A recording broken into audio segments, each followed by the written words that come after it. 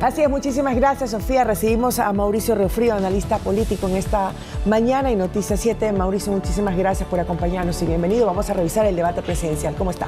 Muchas gracias, María Mercedes. Buenos días. Un saludo fraterno y respetuoso a la audiencia que nos ve y nos escucha. Sus primeras impresiones del debate presidencial. El formato fue el adecuado, se llegó al objetivo que se buscaba, que era informar a la ciudadanía. Nuevamente, la rigidez del formato conspiró para que la audiencia pueda tener una idea completa de cuáles son las propuestas. Y eso hizo que se vaya restringiendo y vaya perdiendo el nivel el debate. Y yo creo que lo ideal sería aprovechar el talento y la solvencia intelectual de los periodistas que han sido convocados siempre. Ya en el debate anterior se vio que Fabricio Vela y Denise Molina no pudieron hacer mucho. Y esta vez Rudel Salto tampoco.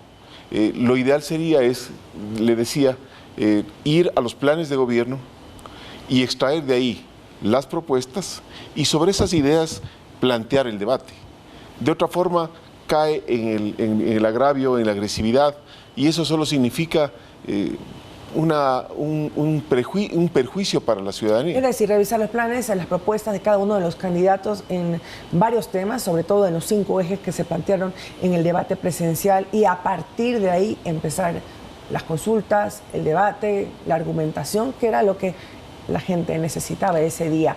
¿Poco iluminó este debate a los indecisos, Mauricio, entonces? Yo creo que sí. Yo creo que no hubo una mayor amplitud para poder llegar al indeciso o a quien está decidido por votar por el voto nulo o el blanco.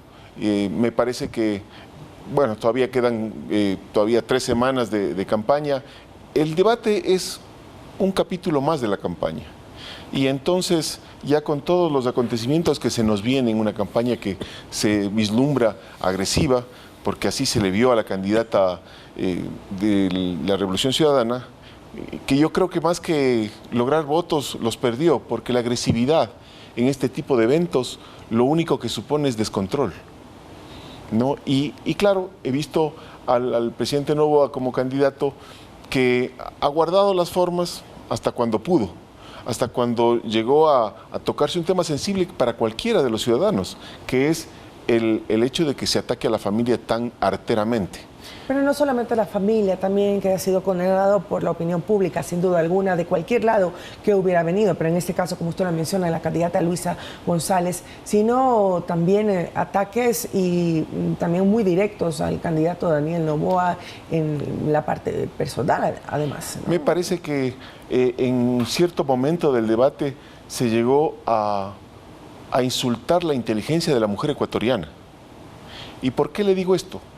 Porque todos sabemos, y quienes tenemos memoria y nos dedicamos un poco al análisis y la lectura política de lo que sucede en nuestro país, recordamos que el expresidente Rafael Correa tuvo una cantidad de incidentes con una gran cantidad de mujeres ecuatorianas. Ahí está la señora Cintia Viteri, ahí está la señora Marta Roldós, ahí está la señora Marcela Guiñaga, inclusive, y Paola Pavón, a quienes condenó al silencio por un mes en la Asamblea, ¿no? La señora Yanedi Nostroza. Entonces, tenemos una lista larga de mujeres que habían sido agredidas. Y sobre eso, para no mencionar el caso de la señora Soledad Padilla. Entonces, me parece que es un insulto a la mujer ecuatoriana, creo que es una manipulación de todo estos capítulos que no están comprobados en algunos casos y que vislumbran que no hay códigos en la política ecuatoriana. Algunos términos que se utilizaban años atrás en el mandato de Rafael Correa se utilizaron el día del debate también, como la palabra majadero. Así es, y ahí está, le he dado una lista de las majaderas que según el señor Rafael Correa existían en esa década que fue nefasta para el Ecuador. Me parece que el presidente Noboa en ese plano lo que hizo es hablar de hechos consumados. Le dijo a Correa prófugo, le dijo a Glass que está preso, insinuó eso, y además no insinuó, sino lo dijo directamente e hizo reconocer cuestiones que son muy sensibles. Por ejemplo, la participación de la señora González en los chats cuyo detalle mafioso está a la vista del público y que ha sido divulgado Ese totalmente. fue un momento crítico en el debate presidencial. Así es. Creo que después de esos chats de Verduga y la denominación de Rana René, pues aún se incrementó también la tensión y desvirtuar la intención del debate, que era argumentar, revisar las propuestas, sino que también ya se derivó en mayores agresiones. Leyendo entre líneas, acaba de reconocer que estuvo participando en estos chats en los que nada más y nada menos, María Mercedes y público que nos escucha, se querían tomar la superintendencia de bancos para la comisión de delitos, porque el lavado de activos, el lavado de dinero es un delito. Yo creo que ya la Fiscalía debería estar en la investigación correspondiente, porque esto va a traer cola. Esto no es un tema de política simple. Y cuando se opta por una opción por un puesto tan sensible y tan importante, la palabra tiene que ser completamente cuidada, las formas tienen que ser cuidadas, porque los fondos tienen que traslucir. De otra manera, el Ecuador sale perdiendo. Estas preguntas cerradas lo que sí nos permitieron pues, es conocer algunos temas que se habían tal vez dejado ahí pendientes y que no se habían querido aceptar previos al debate presidencial. La postura también de la aceptación del gobierno de Nicolás Maduro, como lo dice la candidata Luisa González. ¿Qué significa esto? ¿Qué repercusiones tiene? ¿Cómo deberíamos interpretarlo nosotros los ecuatorianos? Me parece que el presidente Noboa ahí tuvo la habilidad de poder hacerle reconocer y cerrarle tanto la pregunta para que la respuesta sea la que todos sabíamos ya, que es que reconocen a un régimen dictatorial que también se ha mantenido durante los últimos 25 años con trampas y fraudes electorales. ¿Qué es lo que le espera al Ecuador en el supuesto no consentido de que la señora Luisa González gane? Que se restablezcan relaciones con Venezuela. Y además es curioso porque utiliza un argumento tan simple como absurdo.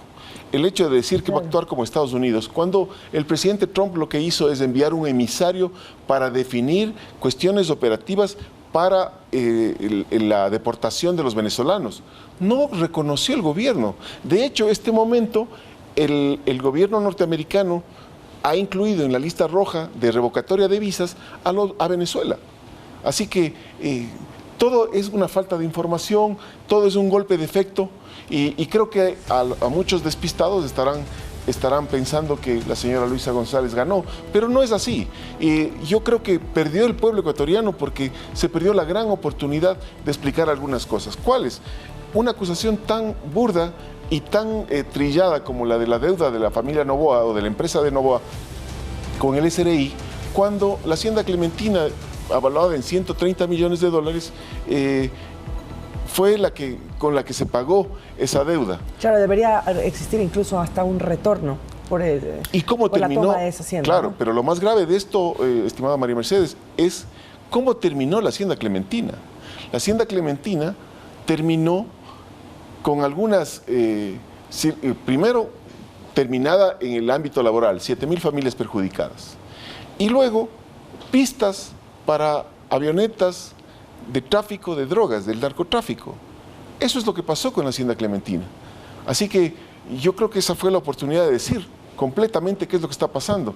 Y la otra, la acusación esta que se hace a la señora Moreno, que es